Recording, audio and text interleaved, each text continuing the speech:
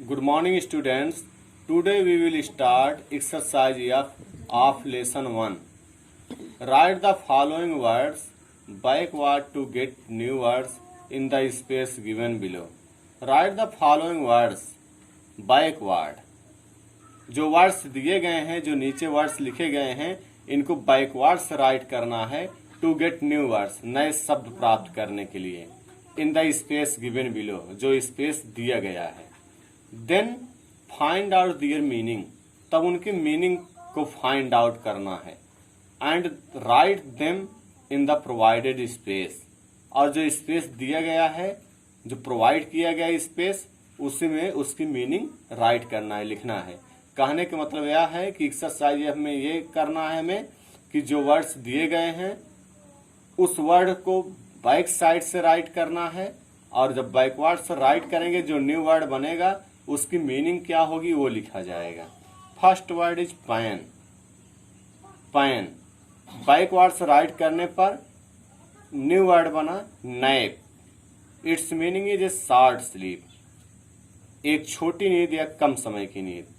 Second word is pot. Backward से write करने पर एक न्यू वर्ड बना top. It's meaning is the upper most point of something, किसी भी चीज का सबसे ऊपरी बिंदु, किसी भी चीज का सबसे ऊपरी बिंदु। Third evil. बैकवर्ड से राइट करने पर बना word live. Its meaning is remain alive, जीवित रहना। Fourth word is star. Backward से राइट करने पर वर्ड बना rats, plural of rat. Rat का प्लूरल है, एक से अधिक रैट को रैट्स लिखा जाता है, इसका नाम। Fifth word is one. Backward से राइट करने पर न्यू वर्ड बना now. Now means at the present time, वर्तमान समय में। सिक्स्थ वर्ड इज रा। बैकवर्ड से राइट करने पर वर्ड बना वार। ए स्टेट ऑफ आर्म्ड कॉन्फ्लिक्ट, सशस्त्र संघर्ष की अवस्था। Seventh word is pool. Seventh word is pool. Backward से राइट करने पर न्यू वर्ड बना loop. It's meaning is a noose, फांसी का फंदा या गांठ। ए शार्प बेंड, एक तिरछा मोड़, एक तीखा मोड़, तिरछा मोड़। Next point is grammar ladder. Grammar ladder lesson का वह पोर्शन होता है जिसमें कि हम ग्रामर के बारे में पढ़ते हैं। A sentence is a group of words that makes a complete sense. Sentence शब्दों का समूह होता है जो कि कंप्लीट सेंस बनाता है, पूर्ण ज्ञान देता है, पूर्ण अर्थ निकालता है। A sentence always begins with a capital letter. A sentence always begins with a capital letter. Sentence सदैव कैपिटल लेटर से शुरू होता है। कहने का मतलब यह है कि सेंटेंस में कई वर्ड शामिल होते हैं, शब्दों के समूह होते हैं। सेंटेंस शब्दों का समूह होता है और उसका पूर्ण अर्थ निकलता है, तो वही सेंटेंस होता है। For example, the sun is hot. The sun is hot, सूर्य गर्म है। In this sentence there are 4 words. The sun is hot, I eating am apple. In this sentence there are also 4 words, but this is not sentence. Sentence का एक condition ये भी होता है कि सेंटेंस में जो भी वर्ड्स दिए गए हों वो सुटेबल ऑर्डर में होने चाहिए, उचित क्रम में होने चाहिए।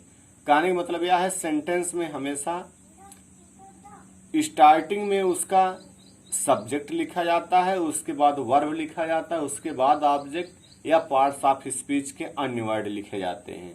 किसी भी सेंटेंस में सब्जेक्ट और वर्ब का होना कंपलसरी है, तभी वह सेंटेंस बन पाता है।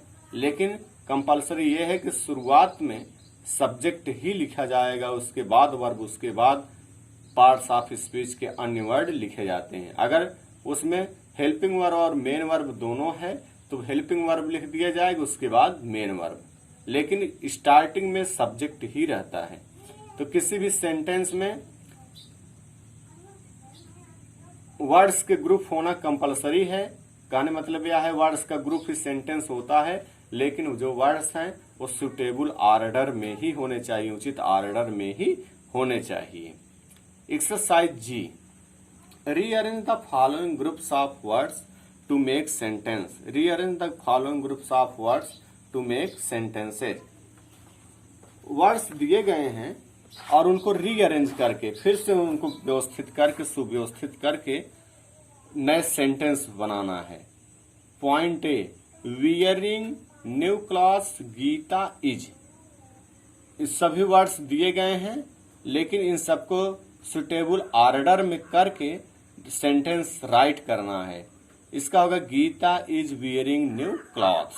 Gita is wearing new clothes. Point B, do not fight I with my friends. इसमें भी शब्दों को सही क्रम में यानी सुटेबल ऑर्डर में लिखकर सेंटेंस राइट करना है. I do not fight with my friends. Point C, a is beautiful girl Sonia. इन वर्ड्स को भी सुटेबल ऑर्डर में राइट करना है, उचित क्रम में राइट करना है. सुटेबल ऑर्डर में रहेगा तभी सेंटेंस माना जाएगा. इसका होगा Sonia is a beautiful girl. Point D, write you so neatly.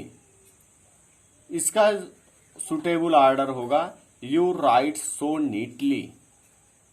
You write so neatly. Point E, Bedi her Mrs went office to. Suitable order में लिखेंगे Mrs Vedi went to her office. Mrs Vedi went to her office.